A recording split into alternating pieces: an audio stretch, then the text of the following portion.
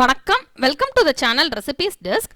இன்னைக்கு நம்ம பொட்டுக்கடலை சட்னி எப்படி செய்யறது அப்படின்றத பார்க்கலாம். இந்த சட்னி இட்லி தோசையோட வச்சு சாப்பிட்றதுக்கு ரொம்ப நல்லா இருக்கும். இது செய்யறது ரொம்ப ஈஸி தான், 5 நிமிஷம் கூட ஆகாது. இந்த சட்னிக்கு என்னென்ன பொருட்கள் தேவை அப்படின்றத ஃபர்ஸ்ட் பார்த்துடலாம். அதுக்கப்புறம் எப்படி செய்யறது அப்படின்றத இந்த வீடியோவில் பார்க்கலாம். அதுக்கு முன்னால் இந்த ரெசிபீஸ் டெஸ்க் சேனலை நீங்கள் இன்னும் சப்ஸ்கிரைப் பண்ணல அப்படின்னா கீழே உள்ள ரெட் கலர் சப்ஸ்கிரைப் பட்டனை கிளிக் பண்ணிக்கோங்க. அப்போ தான் நான் போடுற வீடியோஸ் எல்லாமே உங்களுக்கு உடனுக்குடன் கிடைக்கும், எதையுமே மிஸ் பண்ணாமல் பார்க்க முடியும். இப்போ நம்ம டிஷ்ஷுக்கு என்னென்ன பொருட்கள் தேவை அப்படின்றத பார்த்துடலாம்.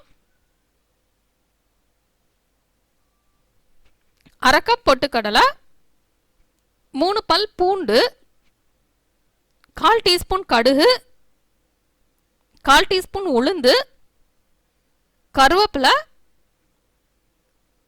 ஒரு துண்டு புளி, 4 சிகப்பு வத்தல்.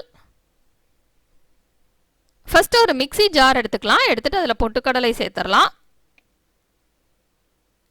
இப்போ இதில் புளி சேர்த்துடலாம். இப்போ இதில் வத்தல் சேர்த்துடலாம்.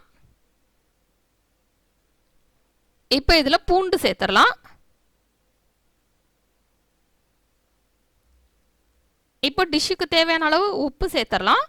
சேர்த்துட்டு இதை நல்லா கிரைண்ட் பண்ண போகிறோம். தேவையான அளவு தண்ணி சேர்த்துட்டு கிரைண்ட் பண்ணிடலாம். இப்போ கிரைண்ட் பண்ணியாச்சு. இப்போ இதை தனியாக எடுத்து வச்சிடலாம். இப்போ ஒரு தாளிக்கிற கரண்டி எடுத்து நம்ம தாளிச்சிடலாம். 1 டேபிள் ஸ்பூன் எண்ணெய் சேர்த்துக்கிடலாம். நான் இதில் தேங்காய் எண்ணெய் சேர்த்துருக்கேன். எண்ணெய் நல்லா சூடாகட்டும். அதுக்கப்புறம் அதில் கடுகு சேர்த்துடலாம். கடுகு நல்லா பொரிஞ்சதுக்கப்புறம் உளுந்து சேர்க்கலாம். உளுந்து நல்லா பொரிஞ்சதுக்கப்புறம் கருவேப்பிலை சேர்த்துடலாம்.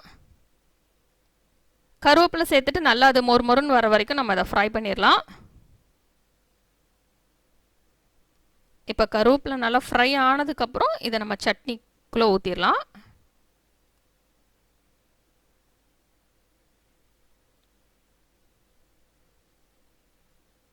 இப்போ கருவேப்பிலை ஃப்ரை ஆயிடுச்சு. நெக்ஸ்ட் இதை சட்னிக்குள்ளே ஊற்றி நம்ம மிக்ஸ் பண்ணிடலாம்.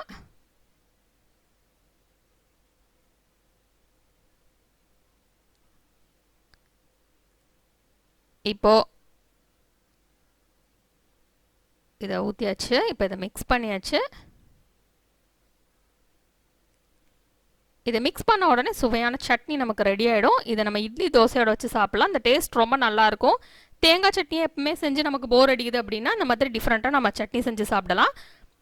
இந்த ரெசிபி நீங்கள் ட்ரை பண்ணி பாருங்கள். இந்த ரெசிபி உங்களுக்கு பிடிச்சிருந்ததுன்னா லைக் பட்டன் கிளிக் பண்ணுங்கள். உங்கள் ஃப்ரெண்ட்ஸோட இந்த ரெசிபியை ஷேர் பண்ணுங்கள். மறக்காமல் இந்த சேனலுக்கு சப்ஸ்கிரைப் பண்ணுங்கள். இந்த சேனலில் போடுற சமையல் வீடியோ நோட்டிஃபிகேஷன்ஸ் உங்களுக்கு மெயிலுக்கே ஸ்ட்ரைட்டாக வேணும் அப்படின்னா சப்ஸ்கிரைப் பண்ணிவிட்டு பக்கத்தில் இருக்கிற இந்த பெல் ஐக்கானையும் கிளிக் பண்ணுங்கள். இந்த ரெசிபியை பார்த்ததுக்கு ரொம்ப நன்றி. தொடர்ந்து சேனலோட இணைந்தீர்கள் புதிய ரெசிபிகளுக்காக.